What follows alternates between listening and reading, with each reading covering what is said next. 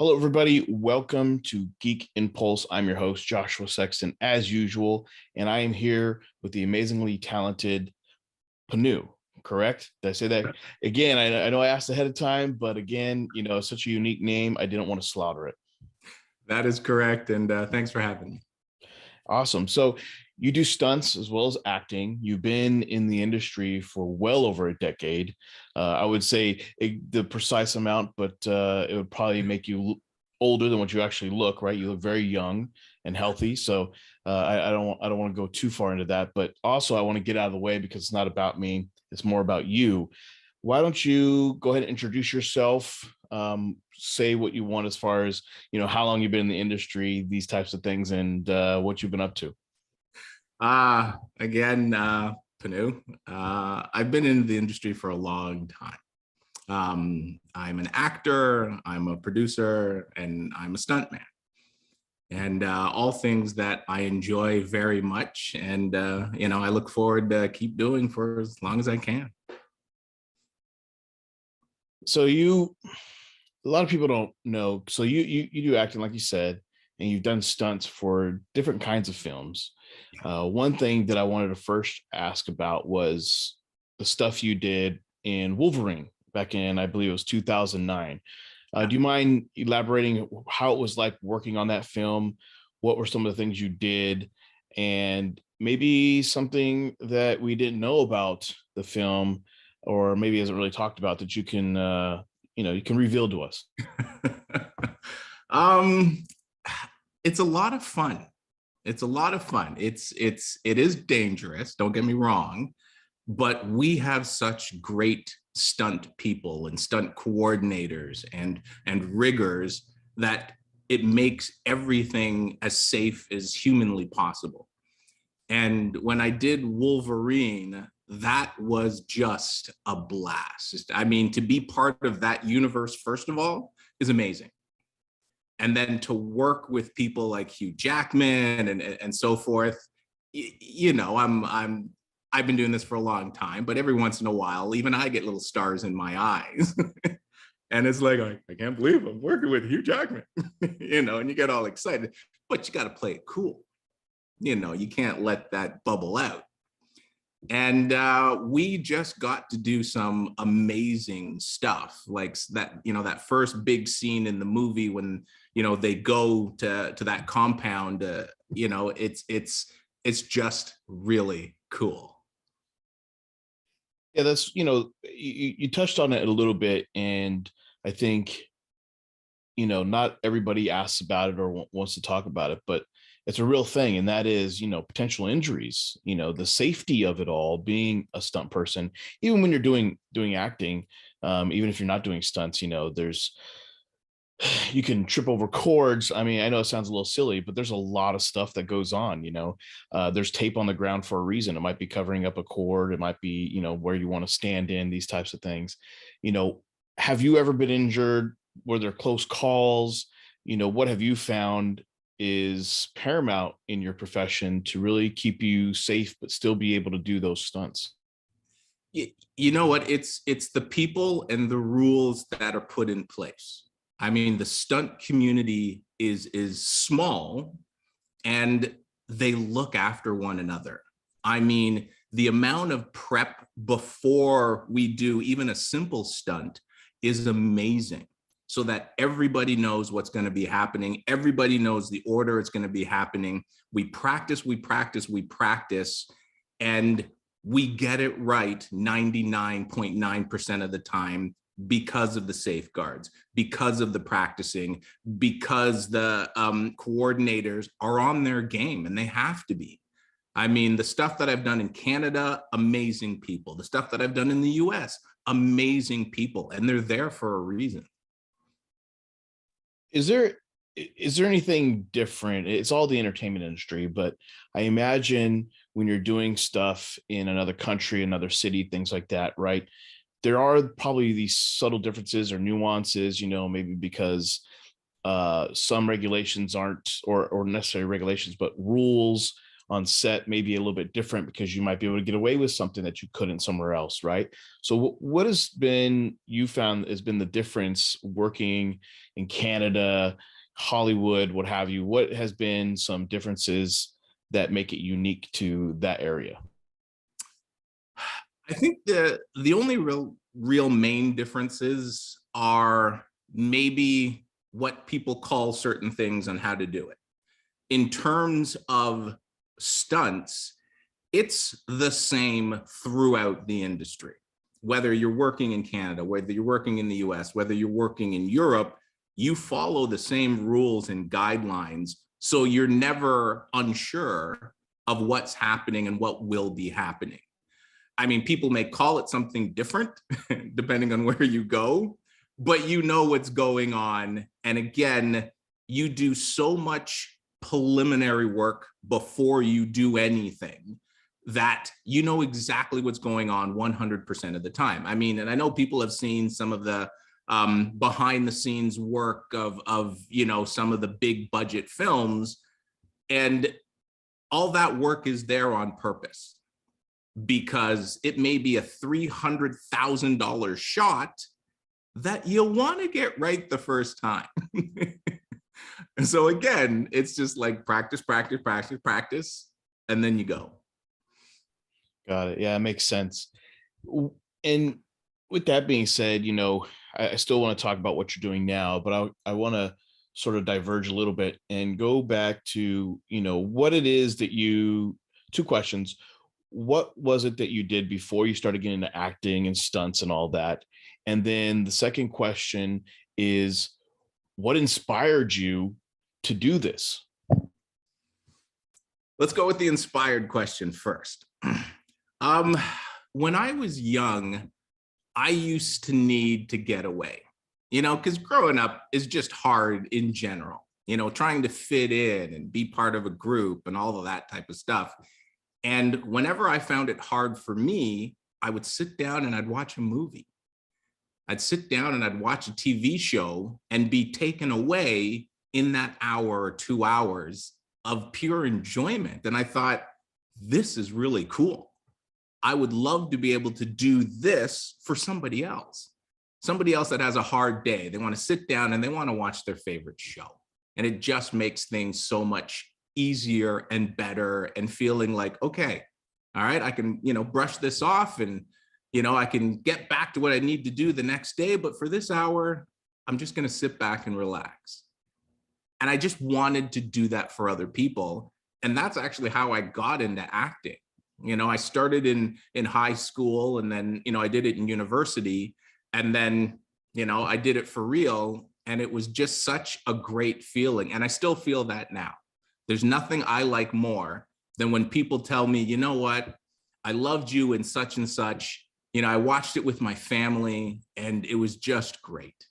You know, that feeling for me is why I do what I do. Nice. I like that.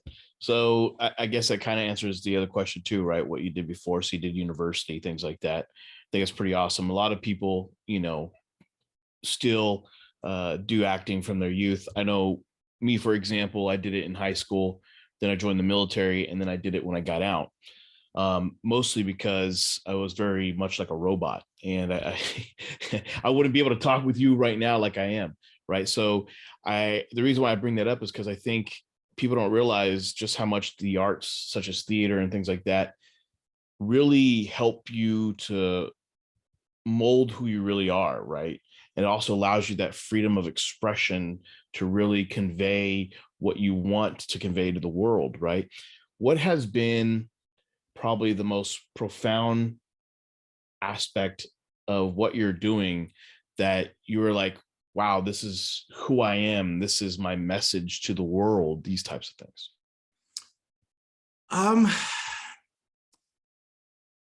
When I was working in Toronto, I worked on a show for YTV and Nickelodeon called I Was a Sixth Grade Alien.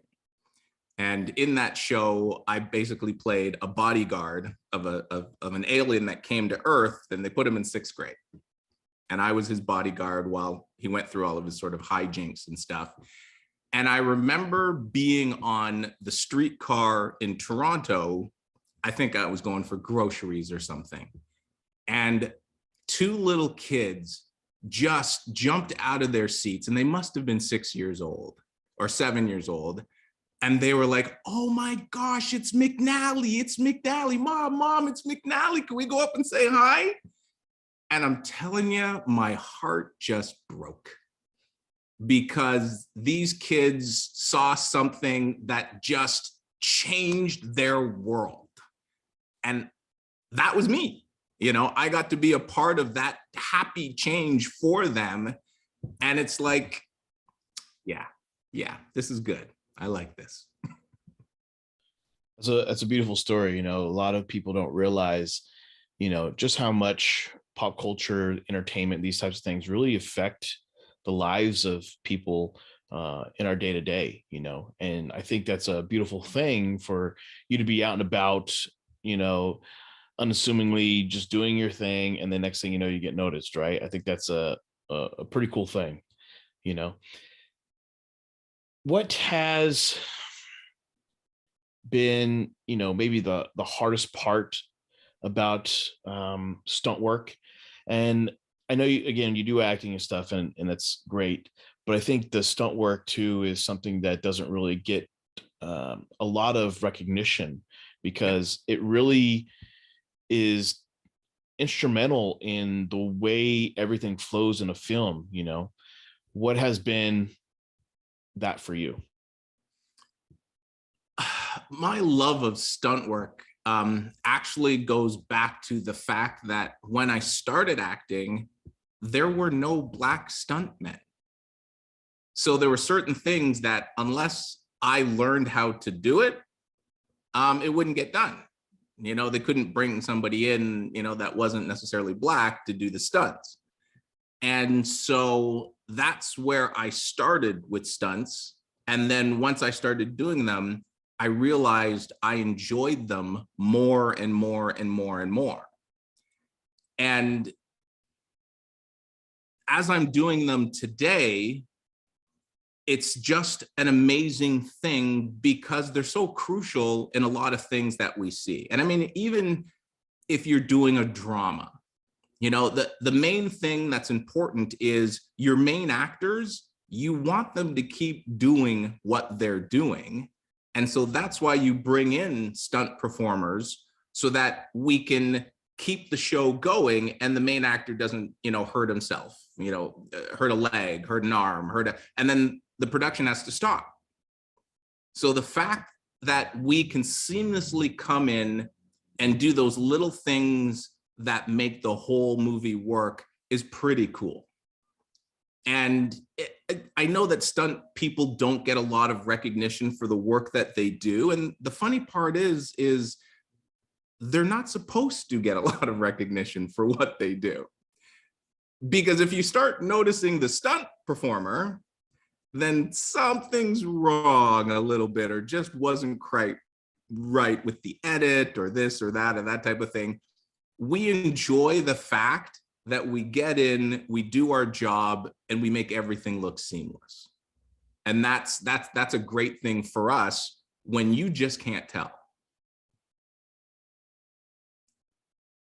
Okay, that makes sense. Yeah, I definitely get that, right? Because you're kind of like a ninja in a way, right? You're there to perform the action that needs to be performed, and then get out of there, right? And do it to your best of your ability, so it looks as natural and like the individuals you're doing it for as humanly possible. So I get that. What is first thing? What is, or who has been the person that you have admired that you've done stunts for the most, and also who would you like to do stunts for that you haven't done stunts for yet? Wow, that's a tough question.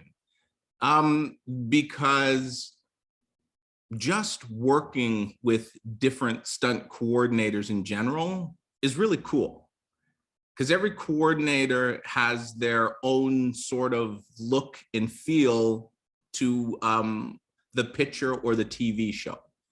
and learning from them is just amazing.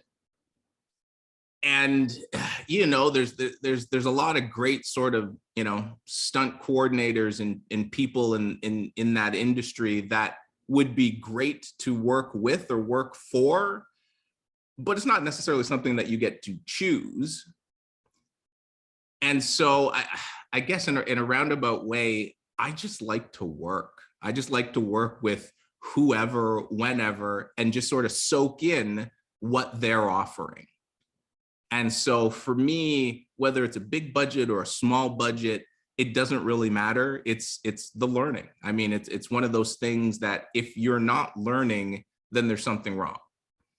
And the fact that I get to learn from different people all the time is pretty cool.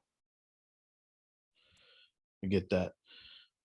What can you tell me about Peacemaker? Obviously, without giving away things that you can't really say, but talk about your experience on there working as a stunt person. What are some behind the scenes things that you may be able to say? And if you need to take a little bit of time to think about it first, go ahead, because I don't want you to get in trouble, for saying things before it airs and all that stuff. But what can you tell me about working on there and some behind the scenes things? Well, for those of you that have seen the trailers, it's big. It's no holds barred. It's things done right. If you know the universe, then you know that what's coming will be like nothing else you've ever seen. We had so much fun. Again, it's a small community, and we got to work with a lot of that community to do this film. So get ready to just enjoy. All right, it's a pretty good answer, very general, but I kind of expected that, right? So I do appreciate it. I think a lot of our viewers and readers are very excited about it. There's always these mixed reactions because so many people identify with that particular character or characters, and they just want to see it as accurate as possible, right? Whatever that really means. Some things can't necessarily translate from comic book to the big screen or small screen. It's kind of hard to say if HBO Max is like what, big screen or small screen these days, or Disney Plus, these types of things, because so many things are pretty big budgeted. Even though it's a TV series or a streaming series. So that's pretty awesome. What would you say to, you kind of touched on it a little bit, and we like to try to stay out of identity politics, if you will, and these types of things, but you kind of touched on it and I wanted to go back to it a little bit. What do you have to say to persons of color that would like to get into acting or get into stunt work? What advice do you have for them? What are some things that you can say that you think would help to inspire them to chase their dream? Because I feel like, a lot of times people don't really see how they can get into the industry and do those things that they're really actually excited about. And they might be a little bit turned away from that. Not necessarily like people are turning them away, but they just have this self-concept that they can't really do it. I would say this to everybody, regardless of who you are. When you're coming into this industry, the movie industry or TV industry, or this part of the entertainment industry, you've got to really want it. This cannot be something that you think on a whim that you would like to do. You can't think, oh, I'd like to be famous. I can do this easily. I can get into it. This is work. This is a lot of work. Like anything else, to be good at something, you've got to work at it. You've got to practice. You've got to do as much as you can. But if it's this that you want to do it, but put in the work. And as long as you put in the work and you do the work well, then you've got to also wait for the opportunity. because there's a lot of people in this industry that are amazing at what they do. They just get unlucky that the break never comes. People talk about, getting your big break and so forth. Your big break won't mean anything if you're not prepared, if you haven't put in the work, if you haven't studied, if you haven't gone over everything you can for when your break happens, and then you're ready to go.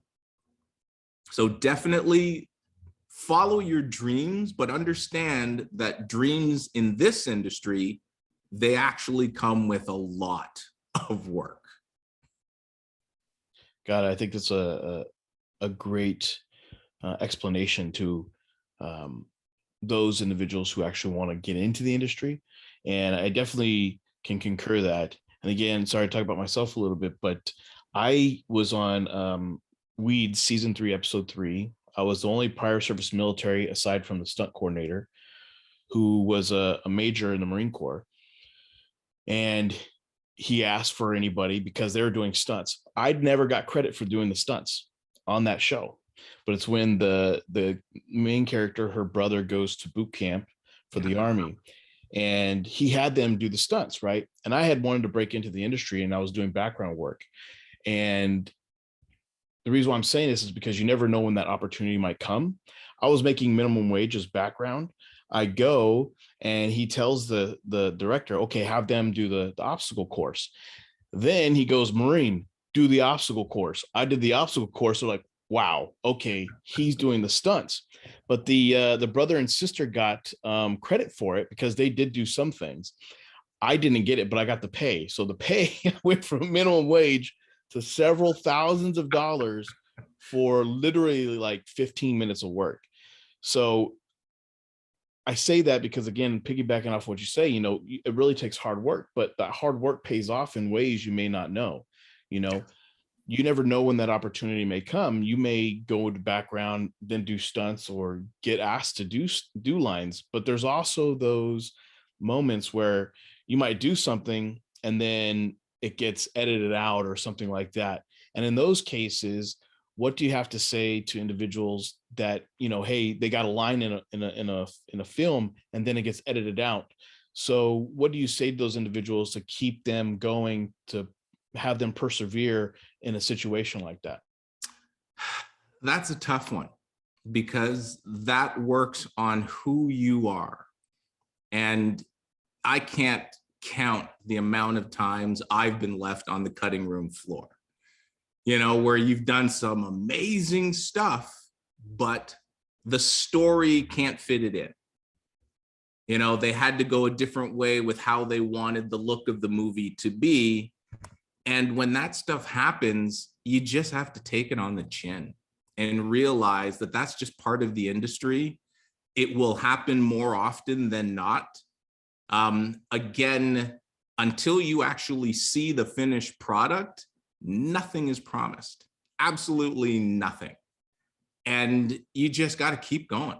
If this is what you want, then understand that it's going to happen, whether you want to happen or not. And you've got to just keep going. Awesome. Yeah, I like that.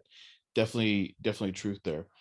And I again, I want to be weary of your time, so I want to go ahead and sort of, make things die down a little bit here. But I want to ask a question that I ask everybody, and sometimes it stumps people.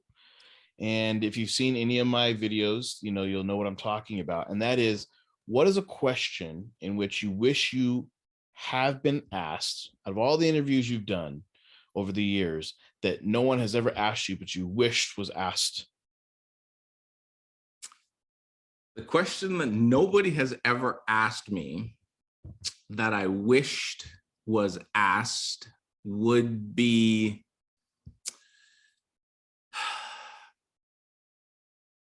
probably, if I could be any Star Trek character in the world, who would it be? Okay, so who would it be? Are you asking me this question? Yes. That's the follow-up. I am a longtime Star Trek fan from day one, and my favorite character And the person I would love to be in the Star Trek universe is Q.